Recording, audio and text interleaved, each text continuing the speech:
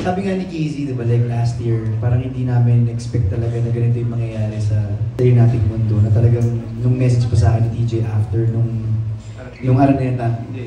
After nung Araneta Coliseum na ngayon, na parang sabi ko, parang grabe, may miss ko kasi 3 days natin ginawa yung sarili nating mundo sa Araneta. May miss ko to. Sabi niya, huwag ka mag-alala direct.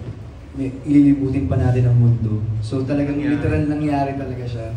And nakakasipangs kasi I'm just so grateful na first tour ko, na mag-direct ako ng tour, sila yung kasama ko, Gladys, Cynthia, the whole team. Grabe yung hirap ng tour kasi talagang like, sobrang konti lang namin and we have to do so many things. Diba? Kailangan mag-multitask, natuto ko mag-lighting director, natuto ko mag-ganito, to give that experience to our kababayans, lalo na sa Amerika.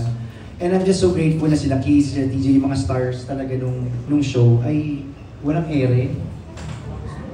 Yun talagang, kasi like sa tagal ko sa industry, I've experienced like working with, hindi ko napapangalanan, but you know, like when you're on tour, there are some na difficult talaga, and nakakababa ng energy. But with this too, with TJ, kahit sobrang pagod, lalo na yung last natin, yung 3 cities na dire-diretso talaga, sobrang wala ako nakitang reklamo, all smiles, talagang ang saya kasi ganun yung kinakapitan namin, ganun yung environment na meron kami. Kaya sobrang sakit at sobrang hirap na parang nandito na kami sa last 5 shows na ayaw talaga namin matapos.